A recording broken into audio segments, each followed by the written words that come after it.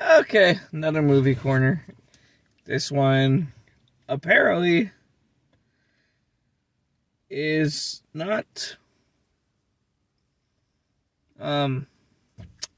widely known, I guess. It's apparently this is the worst movie for Nicolas Cage on his weekend polls. Nicolas Cage's worst opening weekend. There we go. That was gonna take I don't know a minute why. and a half to say. Looks like I'm carrying this episode. That's fine, because I have a lot to say. First of all, Wicker Man clearly should have been Nicolas Cage's worst opening weekend, because that's his worst movie. We don't talk about Wicker Man. Exactly. Unless we're joking the bees part. We talk about that endlessly. Not the bees! Anyway, y'all need to stop fucking sleeping on this movie. That shit was hilarious. Right. Anyway, we are here to talk about The Retirement Plan, which honestly feels like I wouldn't say superhero movie, but it honestly feels like it's a comic book movie, even though it's not. So, you know how Red is a thing? Red is a comic book movie. Graphic novel. Whatever. No, there's a difference. And now that you've said that, I'm going to say it as the same thing just to piss you off. So Red is a comic book movie. This is what that felt like. Like, if you enjoyed Red, you'll like this.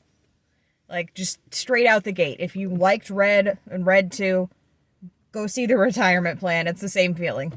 So, the basic concept of this film is that Nicolas Cage's daughter's husband is working basically for mob. I wouldn't say mob, but cartel. It's called the membership, I think. But yeah, it's some agency. Yeah, it's an East Coast crime. It's a crime syndicate. But you know, Ashley, the daughter, does not know what her father does, and in fact, wasn't in her life for 10 years, I think it was. Something like that, since her mother died. But you find out that, her father, played by Nicolas Cage, is an assassin. Like a CIA hitman or some shit. They don't say which of the alphabet agencies he worked for, but just given his skill set and what they're supposedly doing, I would say CIA. It's definitely not the LGBT mafia, though. I feel like we'd have a little bit more pull in Congress if we had someone like him. But, so, I wonder what actually happens to Jimmy, because they never actually show him alive again, so... Yeah. They left this wide open for a sequel, and y'all need to stop sleeping on this fucking movie. Go see it. I kind of want to go see it again this week. Because this shit's fucking good, man. It's one of my favorite Nicolas Cage movies, and I love the man. I really enjoyed the whole concept. And so, basically, honestly, I don't want to get super spoiler heavy on this. No, you don't get the fucking spoilers. You don't get to know the end and go see the goddamn movie. That's not how the show works. It is now, because they need to go see the movie, because I want the sequel funded. That is not how the show works. Fine, we'll leave out part of it. We'll do what Molly and Lindsay do on their fucking book reviews, and we'll tell you most of it and get you a lot of spoilers, but if you want the end, you have to read it. Yeah. Or in this case, you have to go see it. Also, since you brought up your friend, go listen to Library Fugitives. Yeah. They're really good friends of ours. I believe it's down to just Molly for right now, but with the possibility of Lindsay coming back in the future. Anyway. Random shilling. But, so, basically, they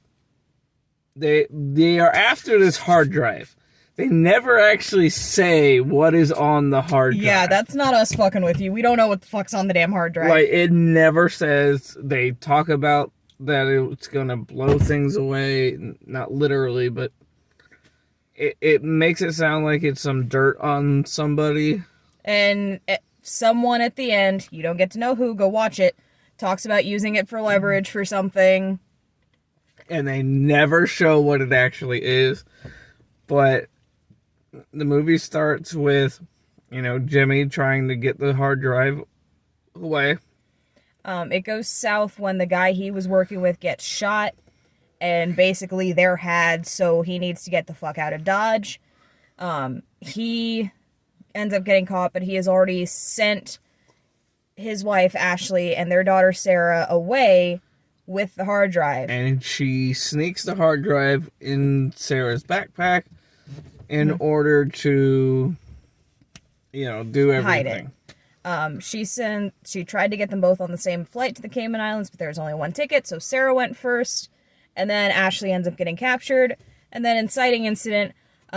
So here's where I want to comment on Nicolas Cage's acting. As in everything, he is simultaneously the best and the worst actor ever. I don't know how he does it.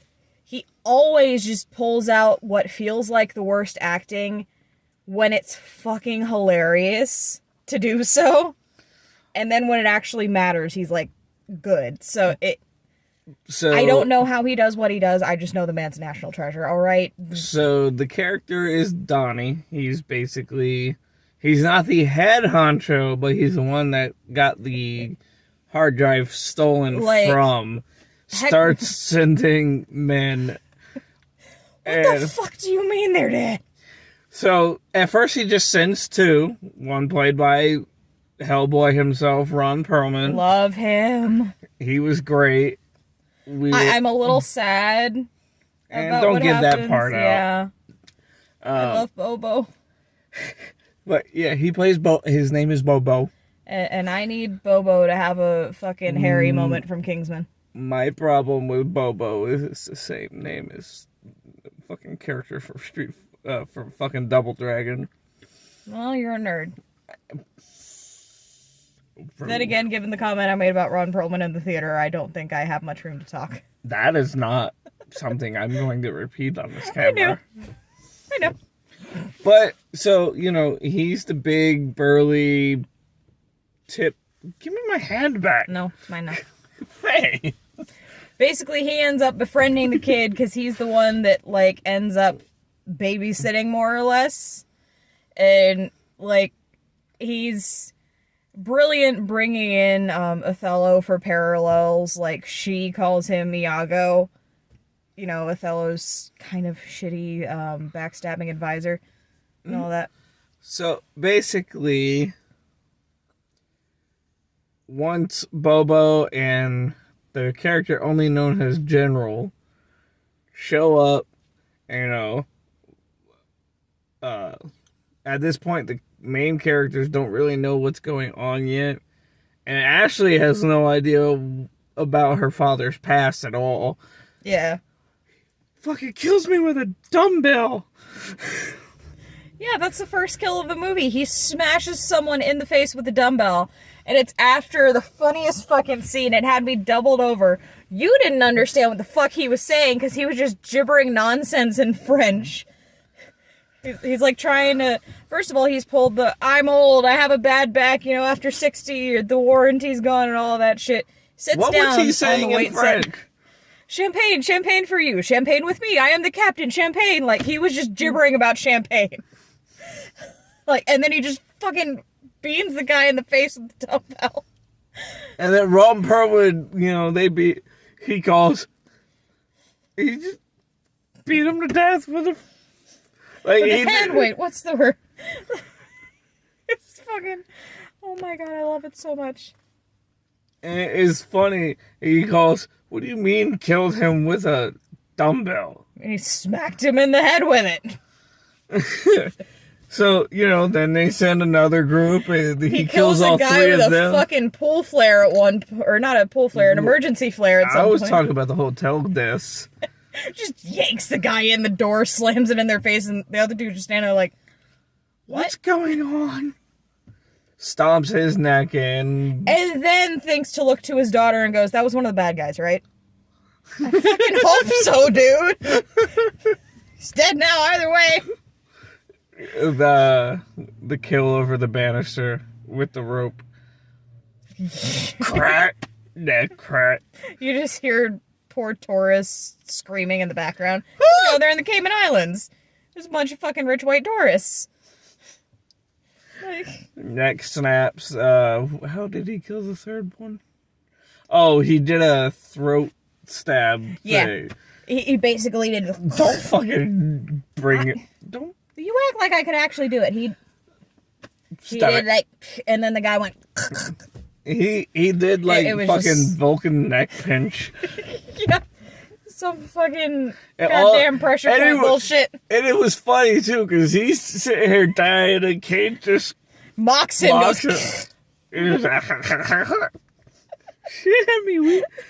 And I think if they continue this franchise, they have to focus on the little girl's growth.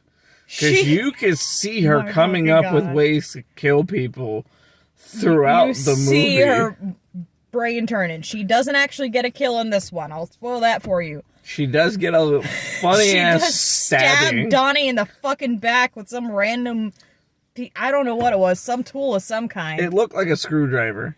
It looked like a screwdriver crossed with an apple corer. Maybe someone who knows boats knows what the fuck that tool is. And she headbutted Perlman in the dick. Yeah. Stole his gun. I kind of thought she was going to pull the trigger because he had it in his damn waistband like an idiot. I'm like, oh god, Bobo gonna get his dick shot off. Note, for those of you who carry, first of all, do it safely, don't be a dumbass. Second of all, holster. Your waistband is not a holster. This has been your PSA. Don't shoot your balls off, please. Then again, if you're stupid enough to do that, maybe do so and take yourself out of the gene pool. Just a thought. But it would save on bottom surgery. And double the emergency bills. Yeah. Waistband is not a holster. This has been your gun safety PSA for the day. But basically, once everything gets together, you find out that the agency has a mole who's working for the Lee cartel, and the Lee cartel has a mole that's also in the agency, and everybody's moling each other, and guacamole's everywhere. And the only thing I'm going to say about the climactic scene, because this is the part where we cut off and go fucking see it yourself, is there is one shot where Ashley pushes a guy over a railing. Oh my god, that cinematography That was the good. best shot in the fucking movie. It like followed the guy from the bottom, so you didn't see the movement of the camera until it pulled back and you see his neck go sideways. Like, and drops. It was so good. It was a good shot. That brings me to the cinematography. I was trying to figure out who directed this because it reminded me a lot of Matt Vaughn. So yeah, you're thinking. It looked like a Matthew Vaughn movie because it reminded me the whole time I was thinking of Kingsman. While you were thinking of Kingsman, I was thinking of Kick-Ass. But they're both Matthew Vaughn, so we were both right. The place names and like the super titles though, that is 100% Wes Anderson, right there. Like, let me relook up the director of this actual movie though, because I looked him up because his style looked familiar, but I haven't actually seen anything by him. But after seeing this, I want to, because it's really good. He's apparently produced a lot more than he's directed, but he's... What else has he directed? Great. Tim Brown. Sounds familiar. Let me pull up his IMDb.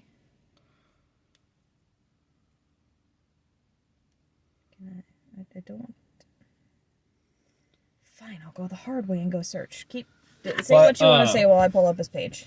So, the basic concept and, climax of it is eventually due to, actions that they all do.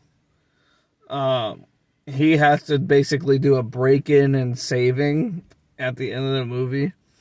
And it's funny because he's just mowing down everybody. It's great. And it gets to a point where you expect the little girl to do something. And I think she had the most character development. Yeah, like everyone else is kind of... So, alright, I did pull up Tim Brown's... He doesn't have a lot of movies. Yeah, he doesn't have... He has 24 producing credits, so clearly he's mostly been a producer. He does have 5 directing credits, 2 of which look to be B-horror movies, so yeah. I already love the man. And then one looks like a very, very horrible dog movie. Also, given, a lot of celebrities and people coming to be known as assholes. I would like to point out, whenever I say I love an actor, celebrity, whoever, I mean their work, unless I say otherwise. Just in case. Covering my ass there. Yeah, but anyway. So I honestly think this is a very underrated movie. It's so good. Wait, yeah,